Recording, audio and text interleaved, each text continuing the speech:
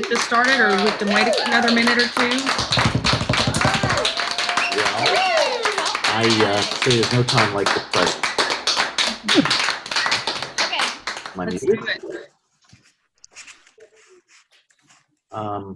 But can you guys hear me? Yeah. Okay.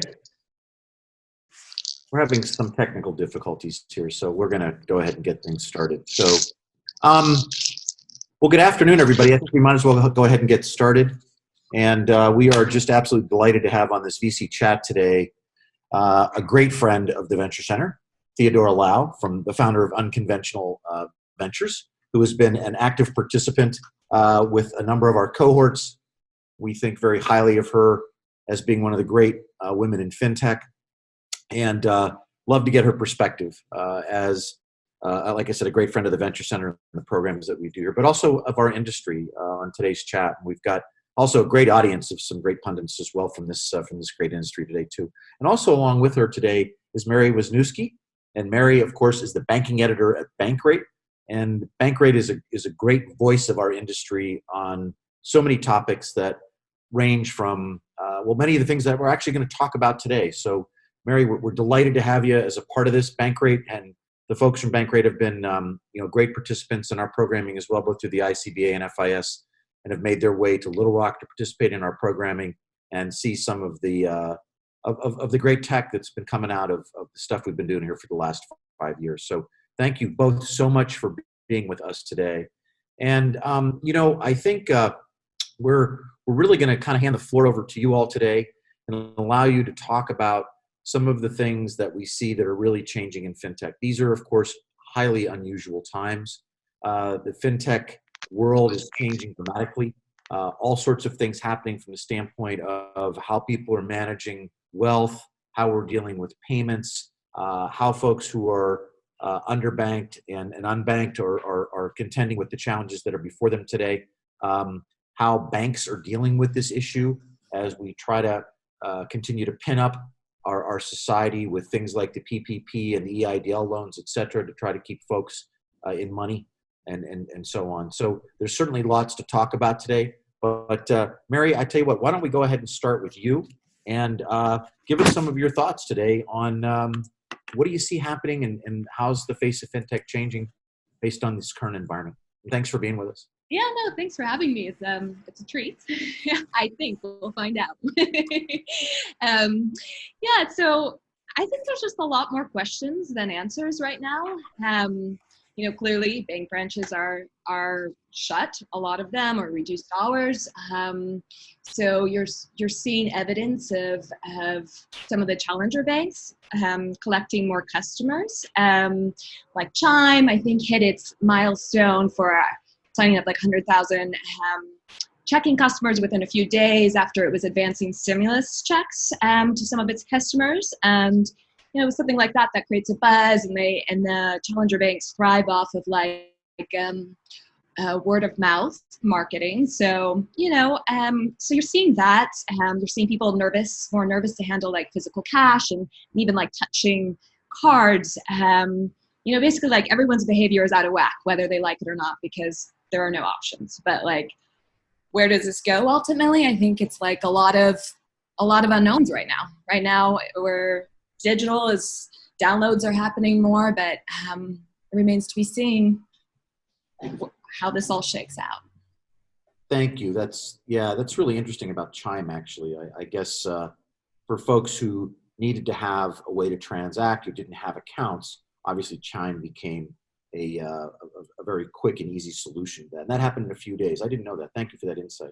Yeah, no, I think it's definitely a reveal on onboarding new customers it's been a challenge for years for banks. I think this will be more exposed, know your customer rules have always been complex, and now the banks that aren't as good at onboarding, that will be more obvious to a larger audience.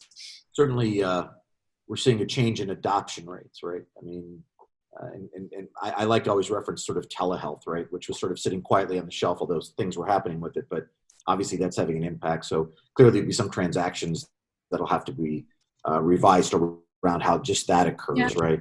But also I think that this is forcing some adoption, perhaps that is got a difference in is maybe leveling a little bit in terms of demographic and also geographic, and from the standpoint that folks who millennials were doing things different than boomers, perhaps as it came to something as simple as remote deposit, right? So this is something I know that's quite near and dear to Theo's heart when we start talking about some of those topics. So let me flip the script over to her for just a minute here and ask you for some of your thoughts, Theo, at this point. So, and again, thank you for being with us. It's great to see you. Thank you for having me again. I think what we're seeing is I echo what Mary said. It's very interesting times. We have definitely more questions than we have answers. But this morning, something in the news caught my eyes. 3 million people filed for unemployment just last week alone. So if we look at numbers for the last 7 weeks, ever since the lockdown started, we have now 33.5 million people that have filed for unemployment. And that's just what's recorded, right? My guess is the real number is probably even higher because of the fact that some people might not be able to get through the busy tone to be able to call in, right? So if we look at what we need right now and what's on people's mind, certainly one is a drastic change of behavior because now we're all at home. We're downloading more things. When we're trying to do transactions, we are moving towards mobile. Not even the fintech, but also the incumbent banks. They have recorded over I think 150, 180% additional usage compared to before. So all of these is increasing, but I think my question is twofold. One is, how are we as an industry rising up to address the challenges, not just the current customers are having, but also Main Street people, right? People that don't have access to anything before the crisis, and now they're even in worse shape. The gig economy workers, the drivers who used to drive Uber and Lyft, and now perhaps they have switched to food delivery, but that's just a portion of their income, right? People that are in the front line risking their lives to help us, who can comfortably sit at home and get all of these services, but yet they're not protected. And then the flip side of it, to address, Mary, what you were saying is, any of these behaviors going to be permanent, right? If and when we do come out from our shell, are we going to revert back to using cash? Are we going to revert back to going to the stores, going to the branches, whoever is left behind? What will change ultimately? I think that is an interesting question to explore. Awesome, thanks. Well, one of the things we're very concerned. We all talk about and we're focused on the unemployment aspect of this. And I'll not throw this question sort of out to both of you. But the other thing, of course, is the businesses that support those employees, right? And without those businesses, then there's no source for a paycheck to begin with. And I'm curious about your thoughts as to how is fintech, how are we going to help to address the needs of these small businesses so that we can sustain jobs? Is there a role for us to play there? Obviously when it gets to the EIDL and the PPP loans, there's been a lot of conversation, activity. I know we're working on some things here as it relates to technology to help support these loans for these banks. The way community banks have really have become, to some extent, I like to suggest, the ventilators for small business, right? But would love to get your thoughts around that because we think a lot about B2C, right, when it comes to banking. But what about the B2B? What are we gonna do? What are your thoughts on helping us to keep these businesses going, and how will they need to maybe rethink what they're doing? Either of you, but I will choose Theo if you want to go start. You look like you've got something to say about this. I was trying to see if I was muting or unmuting. I always have something to say, you know that. It's an interesting question, right? So I think when we look at small businesses, from a fintech or financial services, even broader perspective, supporting them, I would say even before the pandemic, I don't think we're doing a real good job, right? I'm just going to throw it out there. And I didn't realize how bad it was until I became a small business owner. We had our own firm. And I realized that a lot of the ways that I took for granted that you can do in consumer banking, you simply cannot do that in small business banking. It just does not exist. Last week, I actually went to an ATM got physical cash from one account, deposited to my small business bank account. Literally, I was at the ATM, one card in, the other card out. I was moving cash because that was the only way I could do it. I couldn't go into the branch. And so I think therein lies of the problem is, I think what we're going through is it makes it even more urgent for us to rethink. How is it that something so simple that we still cannot do? We're talking about 2020, right? So that's one. I think the other one, which is even more concerning, is that a lot of these small businesses are going to disappear. If you think about just the startup scene, right? There's a report from Startup Genome and saying that 41% of startups have only 3 months of cash left. What's going to happen to these guys? Are we going to have a fire sale? Are banks and community banks going to be picking all of these technology up? Or what's going to happen? Now, if we look back at the last financial crisis, when the economy went into a nosedive, something interesting happened, right? We had the DoorDash, we had the emergence of gig economy, we have the Uber and the Lyft, and all of those, the new way of doing business, if you will. Some people would call it a disruption. I would think it is. But looking back now, 10 years later, I would argue, was it really doing us something good, or is it time to rethink it? Because at that time, when we had the financial crisis and then we had the emergence of the new business model, everyone was really happy. They said, oh, this gives us new flexibility to earn an income. This gives people a new flexibility to do work. This is going to be the future of work. That's what technology enabled. That's what a lot of these fintech enabled. But now, looking at it, I would argue that perhaps it is not doing everything good as what we hope it would. Looking at the gig economy workers, looking at the contingent workers, looking at how a lot of them, they're struggling right now. They are the ones who's hurting the most because they don't have a stable job. They don't have access to a lot of the benefits. A lot of them have to choose to either go into work, risking their house, or not being able to pay rent or put food on the table, right? I think all of this that we're going through right now, as an industry, we need to rethink a lot of the things that we were doing. We need to go back to the roots. Great response. I absolutely agree. I think, once again, the question is, how do we help these businesses survive, right? And is there technology that can be helpful to that? Obviously, to your point, so much of it depends on their capacity to have cash flow, right? I've owned small businesses as you have, et cetera. I love your story about moving in the ATM from one to the next, right? So the fact that you even had to go to an ATM is somewhat bothersome to me in this day and age. But that's what many people have to do, right? So, Mary, your thoughts on this? It's a big topic, right?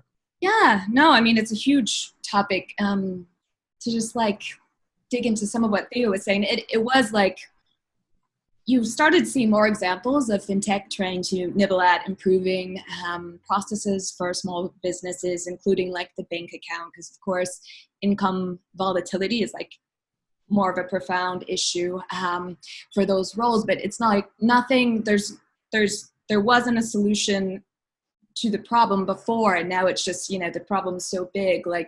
What can you do? I'm seeing small businesses. I do a lot of fitness classes, and then they're doing their Zoom videos and you tip them by Venmo or Zelle or something like that. So it's just people are in really survival mode.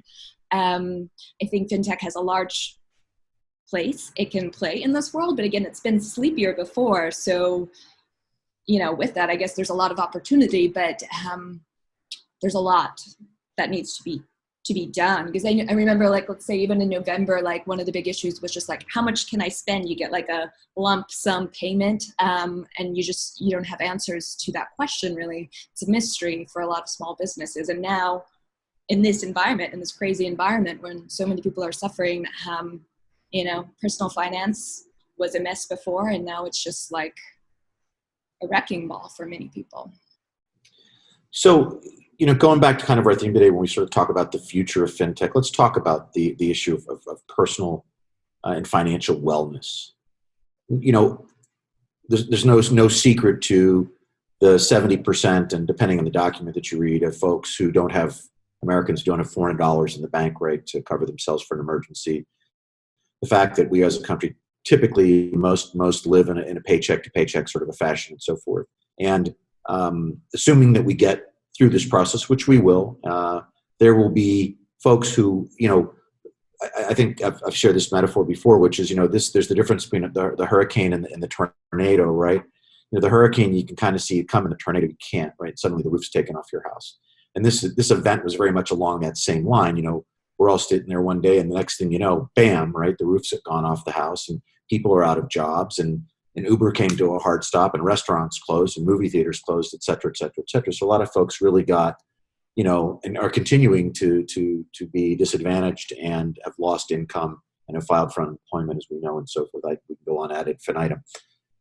Do you think, as a result of this, with the tools that we all know exist to help people control their spending a little bit better, to help them budget, to use their cash more effectively, to be, I don't want to use the word necessarily more responsible, but better at managing their funds, because a lot of people don't get taught how to do that. They learn on the hard way, which is when the bank account's empty, there's nothing left.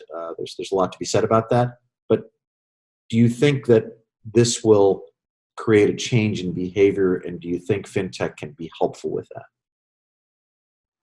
I think fintech can be helpful for that. I'm nervous about it right now because there's a lot, like as you mentioned, there's a lot of apps that have been automating the ways to save. Digit's been a long time leader in seeing how much you can save every few days by plugging into your checking account. You have Fifth Third's Dobot. You have a bunch of apps that have been built on this premise, and yet the problem is pervasive, and arguably it's just going to get worse and worse for the time being. But I'm a little bit nervous right now because of the models. I test a lot of them, and so it's serving up advice that might not be so applicable right now. If you set a budget, a lot of people don't, but if you set a budget, let's say you had a travel budget, you're probably not doing any of that kind of spending right now. But on the other hand, maybe you're spending more on food, so you're going to get these obnoxious alerts from apps. You're going to be like, hello, we're in a crisis. Please go away. App, whatever, So I feel like there needs to probably be tweaks in the way that these apps communicate with users. Also, there's a lot of opportunity for them to become more mainstream.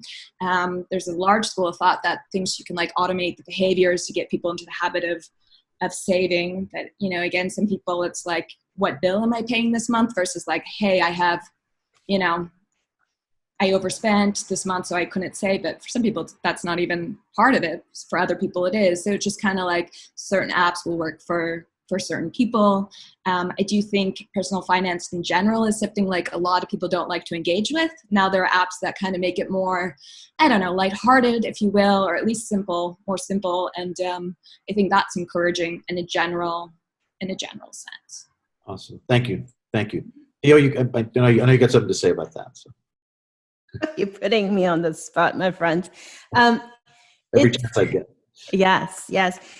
I think it's an interesting question, right? This is assuming that people that already had access to these apps already know which apps to use. It gives them an opportunity to perhaps, Mary, to your point, retool the advice and actually make it useful. But what about the people who didn't have access to those apps? What about people who never used them before? There are a lot of them, right? What can we do? What can the industry do to help these people? And it scares me, but also gives me hope. So one of the startups I like, Jimmy's startup, is called Propel, is in New York City. And they've been around for a while. They're actually one of the first fintech I talked to when I first started looking at this space. And their app, Fresh EBT, they have partnered with a mutual aid program that help identify the low-income residents and disperse the funds from that program to them. They identify the people who need money the most, and they're able to target disperse funds to those people first. So I see the benefit of fintechs like those. I see the benefit of digital disbursement, which is something we so dearly need to fix in this country. I'm still writing checks to my nanny. It's scary.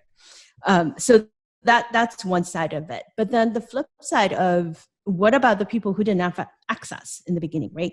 We're looking at this particular recession that we're in right now. We talked about unemployment earlier. I don't know if you guys know the the workers who are people of color, right? They are the one who get hit hardest the most. One of the stats I saw this morning is 20% of Hispanic workers have lost their job. 20%, compared to 16% of Blacks, 10% of whites. Now, there are a lot of arguments to be made. Well, perhaps because those folks are in jobs that are a little bit more contingent, in the sense that, they are in service jobs. Well, if restaurants, like you say, are closed, they're not needed anymore. But I think the economic impact of those particular demographics, we're talking about low-income folks. We're talking about people that typically probably don't bank with the banks that we know of. People don't have access to the same resources that a lot of other people have. Can fintech do a better job? Can they help service those demographics? I hope so. I think so. But I would argue what we're lacking is we're not lacking technology. Technology is easy. It's programming. It's ones and zeros. Well, it might be COBOL, but that's a different story. We lack the heart to do what is right. We lack the heart to dig into exactly who are the ones who need this the most and how do we get to them. I don't think it's a tech issue. It's a social problem. Great point. And I think with that too, it's like, it's a lot of startups will test like, friends and family. So it can often then you're just testing like the same sorts of people and you might miss out on like a particular problem. I know several years ago, I did a story on like Midwest, like fintech in the Midwest, and there was a startup pitching like solution to like super cheap homes, and like a venture capitalist would be like, ha ha ha, like you can't get a home for that just because like, you're not familiar with the market. And then you've got to think about things like, is your app only in English? That's a problem. Like little things like that. So it's kind of like, I think it's really important to just test a wide range of people when you're coming up with solutions. Yeah, I get. So what do either of you think? And Theo, I'll bounce back to you, or actually, Mary, let's just stick with you for a second. So, what do you think is the biggest loser in fintech right now? Who in fintech in our world is gonna be most impacted by this? And then I'm gonna flip it to who do you think will be the one to get the greatest benefit, or where do you think we'll get some new opportunities? So let's start with where the challenge is going to be the greatest, do you think? Well, funding is going to be like a hard one. So like that can affect like any kind of fintech. And I guess, fintech's such a broad category. I'm going to start with what I think might be the winner. And I think savings is going to have a moment right now just because like people are thinking about it. Like, you can even see evidence of like consumers' goals. They're trending a little bit more toward like building an emergency fund versus like, something more like going to a bachelorette party or something like that. So there's like a revival of something that most people, would think is tedious. So I feel like in fintech, there's probably more opportunity around like savings and things that normally might not be. I don't know. Let me think about the biggest losers for a little bit. Have Theo jump in, and I might. No, because that was kind of the path I was going down when it came to the financial wellness piece, as well as obviously.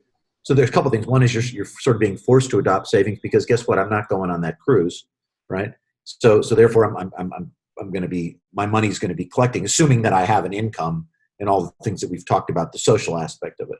But we're also, obviously trying to stay here kind of on the fintech path. So yeah, I think that's very interesting. Theo, you got who do you think the biggest loser will be?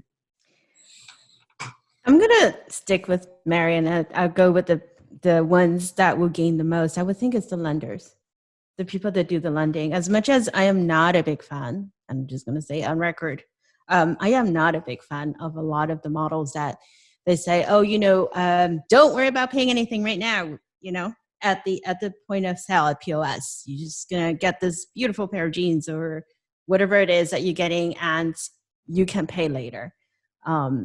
There are more and more of those that pop up. My worry had always been before the pandemic is that it will propel people to spend money that they don't have. because it's easy, right? It's $100, it's $150. Oh, well, how hard it is, right? I'm just going to pay it out later. And now with the recession, with less income, less savings, if they had any, it would just be even more tempting to use these services and to go spend more. If we don't look at the moral side of what's right, what's wrong, I think they will be the ones that will probably garner the most interest, right? Keep lending money. Don't worry about it. And personal finance savings, like what Mary's saying. So if we look at a lot of the funding news that's been going on, the big mega deals, the Robinhood, the Stash, the N26, all of those, these are all personal finance, right? Helping you budget, helping you save, helping you spend money. Those areas, clearly the VCs see a big market for it. But they're also gravitating towards the more established startups, right?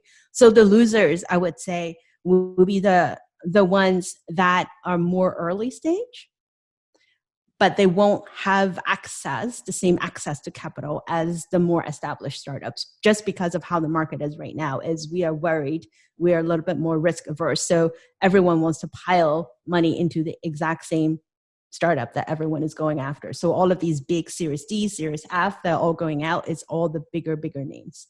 I think innovation would suffer. I think even ones with good ideas, if people deem is a little bit risky, they won't go for it. It's going to take a while to come back. So from an investor's perspective today, as it relates to early stage companies or companies raising capital, Theo, as you mentioned, are there some vultures flying around waiting for some things to die in the field? That and is there going to be some wholesales here that are going to be some deals to be had, et cetera? It's one of the things we've seen that's been kind of interesting on our end is that starting companies today, many of these folks are starting companies without offices. And one of the companies that we had come through the program who was doing this very well is 25 people, has never had an office, has a mailbox somewhere to collect documents and that sort of a thing, and probably a Delaware corporation. Their investors were quite nervous about the fact that they didn't have a particular presence anywhere. Of course, COVID-19 hits, suddenly they're the experts, right? Because they have built a company based on remote working, et cetera. So their valuation actually increased as a result of having that sort of skill or capacity, drilled down well. So, and as we talked in the beginning of the call as well, we talked about 2020 or this decade being how we were going to define, working remotely, right? Well, I think we've done that in the last 7 weeks pretty well and demonstrated that can easily be done. Certainly challenges, but without question. So how are investors? What is the lens by which they're looking at the market today? Clearly we're learning and talking to the VCs that we speak with that they have money to deploy. They're continuing to do so. How are you looking at that? Yeah, I think there's a lot of dry powder, right? The money is there. It's a matter of who they invest in. And I think, again, they're going to go with themes of the month, it seems like, right? Everything around collaboration, everything around remote work has gotten a lot of attention. Whether or not the valuation is there, that's a different story. Things that are perceived to be more of the quote unquote future of work-ish, allowing people to not actually always have a physical presence. I think those are the areas that people are going towards right now. It's going to be an interesting to see what happens, because I think already we are seeing funds that are popping up. So, for example, in Paris, there is a fund called Partech that they just announced $100 million, and they say they're specifically looking at post-COVID-19. What are the industries that's going to be interesting, and they're investing in those, right? So I think we're going to see a few more of those startup. There was a big crypto fund, right? A16Z that just closed last week. So I think the themes will still be there. There is still a lot of interest in edtech. There's still a lot of interest in AI, especially now with COVID-19. One of the big change, as you were talking about, people doing remote work, call centers. More people are using AI and automation to deal with the incoming calls to the banks and also other institutions. And so there's a lot more interest in continuing that trend after we emerge from the crisis, because guess what? Oh, wait a minute, you can actually do these things without all the manpower. So why not keep investing in those places? Mary, let's talk a little bit about the banks. We have the distinct pleasure of working very closely with the ICBA, and they are an amazing and passionate group of bankers who really are like us on Main Street, as we like to say. And many of them are small business people. These are very successful businesses. The ICBA represents roughly 4,700 banks globally or nationally. 2 months ago, before this began, community banks, were fearful for the right reasons, and many continued to be. And how do they continue to maintain their relevance, adopt the digital technologies that are required for them to continue to be relevant to their communities and so forth, in spite of how well rooted they are in those environments? How do you think this has changed people's perspective of a community bank? And do you think this has helped to make them more relevant? And are we actually sort of turned the clock back 40 or 50 years where, your banker did know you and did know your parents, knew your grandparents, and gave them their first house loan for $1,700, that sort of a thing. A lot of topics around that, but just to kind of throw that out there, what are your thoughts about how this is going to impact community banks?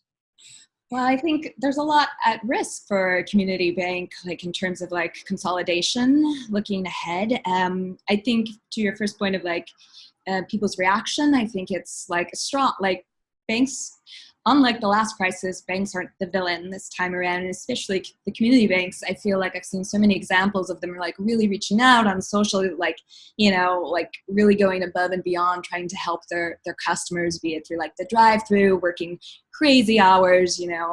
Jill, of course, on social media has been slam dunking things left and right, as she does.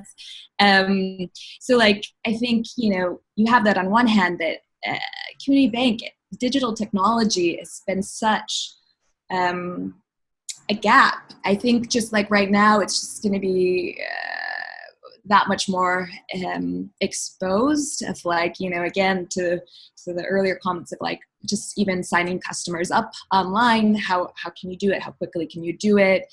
How well does this app work? I just feel like those are the things that will be causing some challenges here right now, but not from a consumer sentiment. I think that's probably stronger than not right now. The trust in banks seems really high. Yeah. Do you think this will, and if so, how change the way that community banks are operating? Right. I mean, for example, you speak of Jill, right? Mm-hmm. Curbside banking. Right? We didn't have that. We didn't have that 2 months ago, right? So there's a really good example of it. So how, and there's also been some question, and obviously day in and day out, as to the relevance of branches any longer, right? And ATM machines, et cetera. So, the idea that the handshake is going away. So obviously the way we pay is going to go away. Along with that, we'll get, obviously, the adoption of contactless payments is already as a hockey stick, right? As we see that. So that's something that's been slow to adopt. But how do you think banks are going to change as a result of this?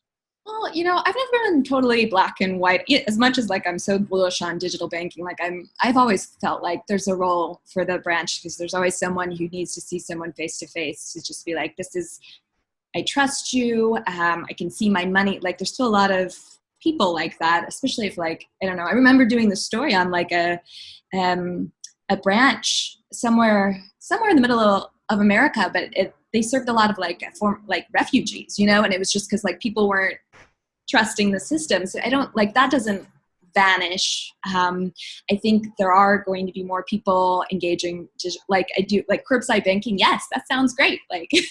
Most branches are not a delight to go in. They're very depressing. Not all, because of course there's futuristic branches.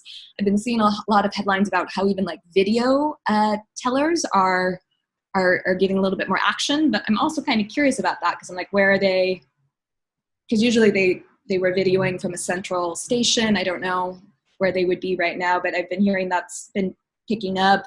was to go, or whatever, the banker app, I forget the name of it, I think's been really getting a lot of action because like customers can interact with their banker at a time when they really need to Theo's earlier point, like the call center is such a nightmare right now. Like if there's any bank who can do that well right now, they're going to come out looking like, like a king and queen.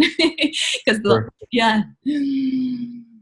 So Theo, there's somebody who suggested that banks should give away toilet paper at their curbside. I won't tell you who that is, but I think you know. I know who it is. He likes to stir up trouble. That's it. But maybe we should be giving, obviously we used to, I grew up when you open an account, they give you a toaster or some stemware, right? We don't do much of that anymore, but maybe I'm aging myself a bit. But the point is that, the banks are having to change the way they do business. But again, I question whether or not this event that has occurred, this pandemic, what community banks have is they have historically been built on trust, and they've had those relationships, unlike the bigger banks. I mean, that's just a fact, right?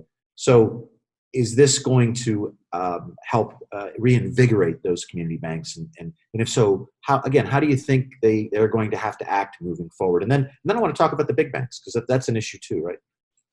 Challenge, that is true. But yes, I would hope that this will bring back the sense of community.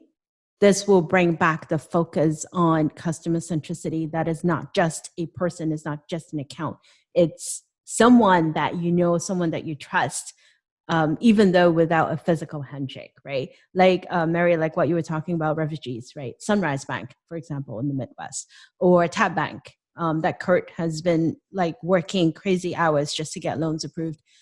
The sense of community, what brings them together, and they're doing an amazing job in trying to service customers. Because at the end of the day, like what we always say, financial services is not, it's about servicing people. It's about providing a service that people need. Money is a transaction, is a medium to enable those services. And I hope that this will actually shine the light on the importance of relationships, the importance of community, and it will help them grow. I know that, Joe and I were actually in a webinar earlier this month. We were chatting about it is really hard to do upgrades. There is obviously the impediment of the digital technology because of you're smaller and it takes time, it takes resources, it's expensive and all of those things. But it's not always about tech. It's about people too, right? And I hope this will actually help reinforce that point. Well, yeah, thanks for bringing us back, because it isn't always about tech, and you're very good at always bringing us back to the fact that it is about people. So thank you for that. You're good. So what about the big banks, right? What about the tier ones and how they're addressing this? Honestly, I stay closer to community banking because of that, but we also have a great relationship with one of the largest core providers in the world, the largest core provider in the world, of course, which is FIS, who does serve both community banks as well as big banks and through our accelerator program. But what do you see happening there, and how are they reacting to this? And obviously, they have a larger base of large corporations who are many being, significantly impacted by what's happened here. We've seen, restaurant chains, the automotive business, which fundamentally I learned today is actually doing fairly well in spite of everything that's going on. Entertainment. What's going to happen to Disney World, right? I mean, my gosh, this is crazy. These are crazy questions, right?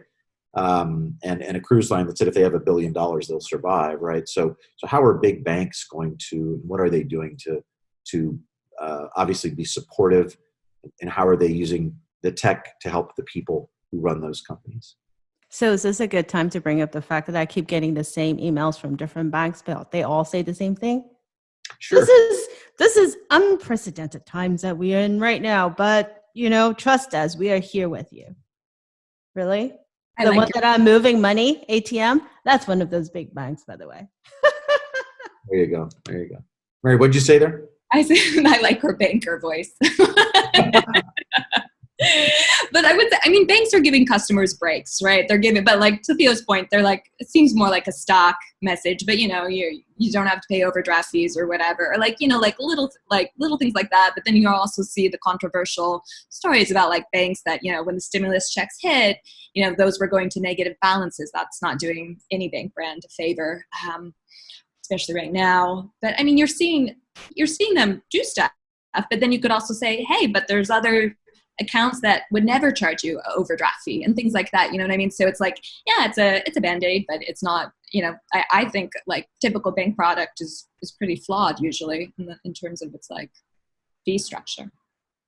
Yeah, Theo made a point yesterday or today rather, and I think you did as well, Mary, too, about deferral, right? So obviously you're struggling financially, and the bank says, hey, you don't have to pay your mortgage for 3 months, right? So my mortgage is $1,000 a month. Don't pay my mortgage for 3 months, but on the fourth month, I'm going to owe them $4,000, right? So that's kind of scary stuff, I think, for a lot of folks. And one of the things that they're going to have the capacity to do, obviously, is track and monitor that, and report on that, et cetera. But just like we're seeing with PPP, right? Forgiveness, those sorts of things. And we're working, obviously, with the ICBA and AIR right now to try to put a showcase together around solutions for that. But the tone from both of you is that the trust for big banks is not really there, right? So what is it that people aren't trusting? I think it's there and it's not there at the same time. Like, I just think people are, I'm scared for a lot of different reasons. Like, like my car broke down and I was like, how do I even solve this right now? Like everything that happens in life right now is more of a challenge. So I think anxiety is high. I know I mentioned this in our pre-call, but like, some of our readers who have more money have been asking a lot of questions, like if their bank even has insurance in case it fails. Like people who are well-versed in this kind of information are you're just kind of scared. And I still think banks still have a lot of trust, even the big ones, and like their mobile apps are still like they get pretty good reviews. There's a lot of work to be done still, but like they I think the most recent stats I've seen still are like a lot of millennials are banking with like the big banks, especially with their mobile apps. So it's kind of a strange thing. So we are seeing, and please correct me if I'm wrong here, that obviously digital bank signups, you talk about something like Chime, certainly is up, right? I mean, there's no two ways about it. Is it also up for big banks? Yeah, I think so. Quite a lot. Theo, you had those numbers, right? I think you referenced something. Yeah, 180%. So I think it's up for both.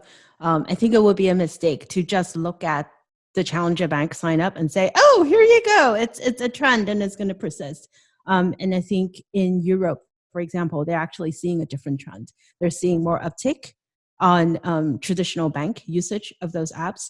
And then they're seeing decrease in sign up, if I'm not mistaken. So I actually, because of the fact that we are in such an uncharted territory, I actually would take the stats lightly. Right. I don't know if that will be a good indication of exactly where the market is going, because Mary, just like you say, we're all panicking. We are very stressed emotionally, and also for a lot of people from a monetary perspective. Right. So when you're stressed, your behavior might not naturally reflect what people would do in normal times. So what you have to be careful with in these stressful times is that you don't drink hand sanitizer. Oh, God. No, I don't. And Charles can tell you that he knows exactly what I drink. No, I think it is it's the uncertainty of tomorrow, right? That's and obviously the fact that people are losing their lives and we're working from a different perspective and so forth. So we're down to about 15 minutes remaining, and one of the things we wanted to do was give our audience obviously a chance to ask some questions, and thank you guys for your insight. I certainly have lots more questions if the audience doesn't provide any, but I'm pretty sure Ashley is starting to acquire some of those. So let me turn it over to her a little bit.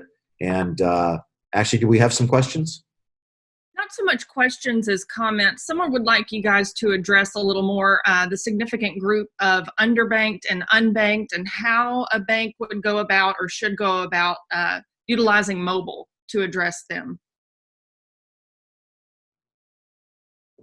Either you want to jump in on that one? I The can adoption jump of in. mobile, how to get the underbanked or the unbanked to adopt mobile solutions, I think, for banking is the question. Yeah, I think we should actually take a step back before we talk about the modality of getting services to them is actually being able to provide services to them, right? I would challenge that the banks are not servicing a lot of the unbanked and underbanked, not because of the fact of how to reach them, is because of the fact that they don't think this is a profitable segment, right? So I think the fundamental business model needs to change. Why are you doing what you're doing, and how you're doing what you're doing? It's not. We're not talking about doing charity work. We are looking at actually fundamentally understanding what services you can provide. It's the same thing with older adults, right? That's another segment. Wayne, initially when we first started talking, it's something that we look a lot into. And just like gig workers, a lot of the banks are not looking at the needs of gig workers, not because they're not digital, but more so is because their income is uneven.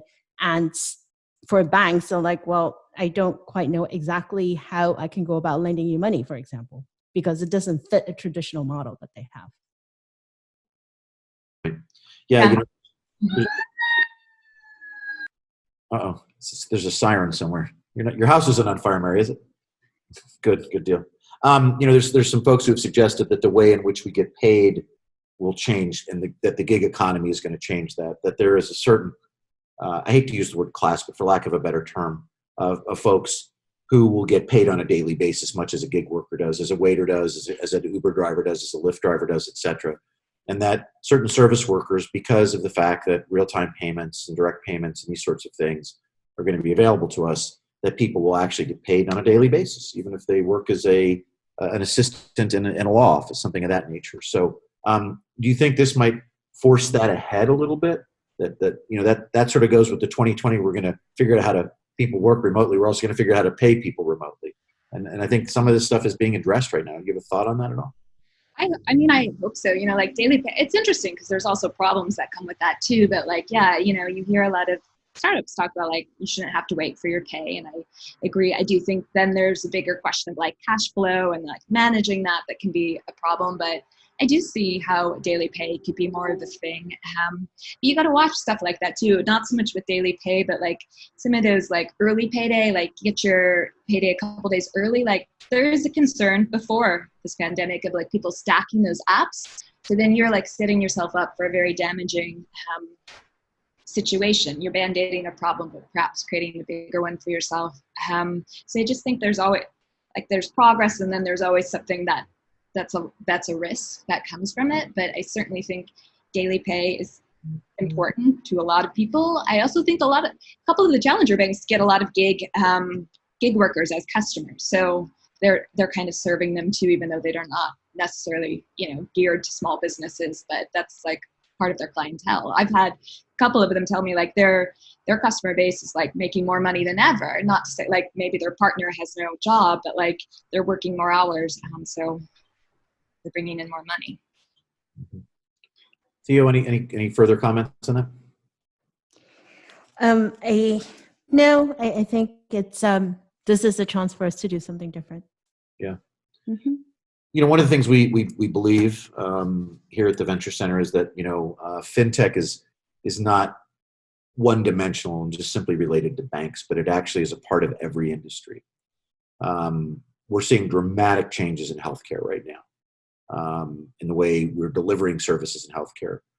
We're seeing dramatic changes in supply chain. We're seeing how people acquire groceries, whatever it might be. And when you look at those industries, you talked a little bit about ed tech today.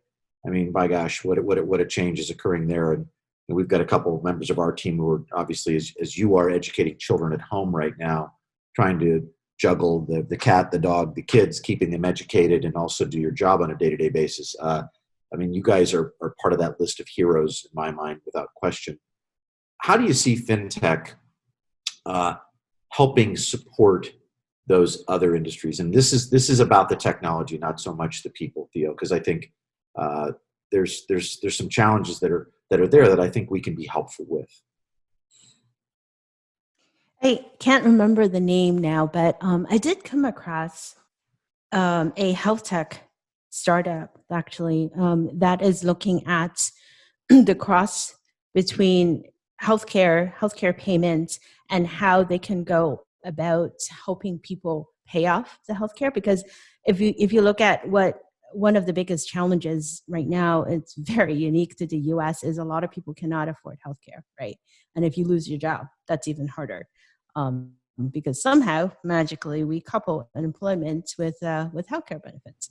That is a completely different topic. Sorry, I digress. But I think there exists an opportunity for us to use technology to help people pay for healthcare. And we've seen a lot of different startups that have come and gone that are looking at that segment, either simplifying the payment or understanding, having more transparency to what you're paying. Healthcare is the only industry that you don't know what you're buying, but yet you're committing to paying, right? Think about it. When you go, you mentioned earlier, go buy a car. You go to the auto dealer, you look at the different models, you look at the different types, you look at, what you're getting, you know exactly what you're getting into, and you know what you're paying. Healthcare, not so much so. You walk into the ER, it's like, oh, I have a problem. Well, wait a minute. Nope. Before you see a doctor, you need to sign here. By the way, here's my credit card. That is exactly what I went through when I delivered my first child. I got told I need to go to the hospital a day before my C-section so that they can get my payment information. They made me go into the hospital to give them my payment before the next day they can schedule my surgery. How Sure. crazy is that, right? Pretty crazy. I think there is a lot that we can do with technology and helping for people to A, get more transparency, B, having more flexibility in paying for it. Yeah, I think that's a great point. I bring that up often, that it is the only thing that we buy that we don't know what we're paying ahead of time, or what the degree of service is, and to some degree have very little insight into what's selected for us, right? Or what's prescribed. So that is a challenge. This is actually a great question from Martin, and I'll throw this at you, Mary. What lessons do you think big banks have learned from this crisis?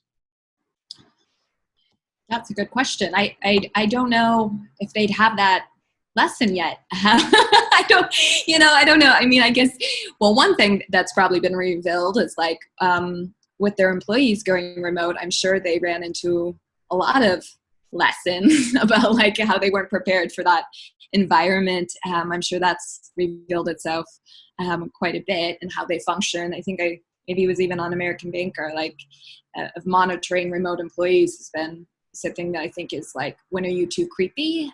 That's coming up for banks. I know I would feel like it was really creepy. In terms of customers, I don't know. Again, I think we're in this, like, we're still in the middle of everything. It would be hard to know what they might have already learned by now. I don't know, Theo, do you think there's been a lesson that's obvious at this point? Nope. I don't think so. And even if there is a lesson, and then there is, do you actually do anything with the lesson? Right? Yeah. I would say, like, some banks are launching things quietly. Like Chase, for example, turned on account aggregation somewhere in this. I just sort of saw it in the app. Normally that would be big news, but I think, you just kind of like, that's more of the hush stuff right now, because how can you, if there's customer questions, you probably can't deal with them because you're trying to deal with the people calling in to be like, can't make this payment sort of thing. So I'm kind of curious about like launches during this period of time too. Yeah, it's an interesting thing, actually, Mary. So if we think about banks, right? Earlier we talked about a lot of people, they gravitate towards the big banks, even millennials, like you say, they sign up with the big banks because it's a big institution, has been around for 100 plus years, and there is an inherent trust, as much as we probably dislike some of them. Why can't they do more with the data that they have to help the consumers, right? So an obvious thing will be like, every month what I'm paying with my Chase credit card. Every month how much I am paying for mortgage. All of this comes out from the account. Why can't you use services like Billshark, for example, and help me figure out, oh, wait a minute, these subscription service, because we're in a subscription economy. Everything is on subscription now. I cut the cord a long time ago. Why can't you help me scan through everything that I have and then tell me, oh, wait a minute, by the way, we can help you get a lower rate on this, right? Because especially now with this pandemic, when we are watching every single penny that we're spending, we are worried about our future. This is the best time to help, right? You want to help, you have everything I have. You bet. Yeah.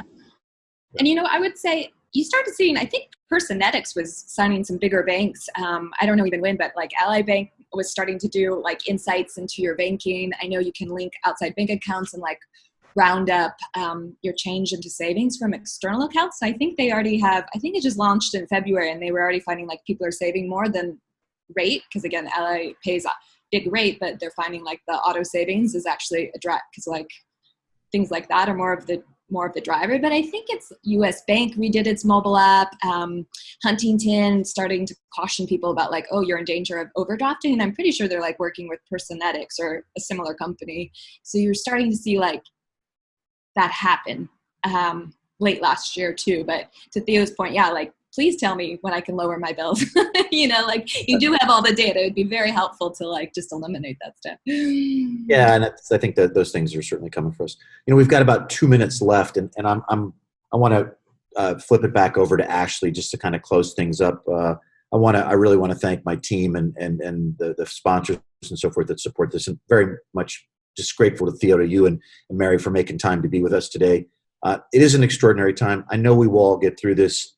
There are some silver linings. Obviously, there's going to be some great wins in this, and there's going to be some tough losses too. But I think our industry is going to is going to change pretty dramatically from this. That's what we're seeing on this end, and adoption rates of technology. But hopefully, to the point that I think you both continue to reinforce is that we'll get these technologies into the hands of people who historically have not had them, and maybe this adoption will be better, and the people who have had more difficulty getting their hands around it, hopefully businesses and so forth that are perhaps less privileged to be able to take advantage of these technologies will get a chance to do that. I'd like to give each of you just about 10 or 15 seconds, if you wouldn't mind, just to give a quick closing thought or anything you can, and then we'll go from there. Mary, you want to go ahead? Yeah. So, to your point, I do think it's like an opportunity. There's so much. People need so much right now. Like there's like even more problems to solve. So I feel like, that's a great opportunity for fintech to step in and for banks to step up.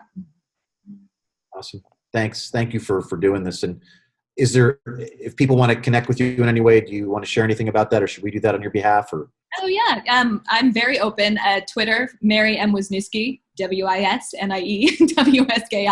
LinkedIn, find me. Those are my two things I'm on. I'm everywhere, but those are my two main ones. You sure are. Thank you so much.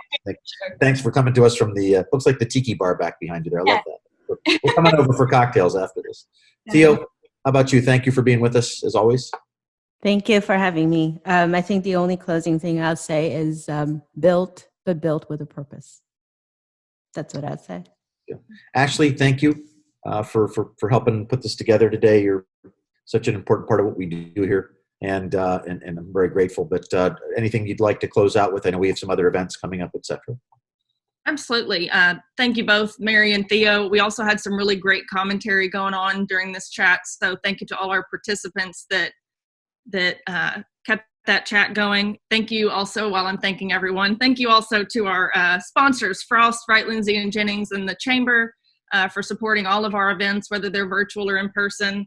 And like Wayne said, we do have several programs coming up in the month of May, so be sure to check out our website, our Facebook page, sign up for our newsletter so you can hear the latest and greatest from us. And with that, we will close it out. Thank you so much, ladies, for joining us today.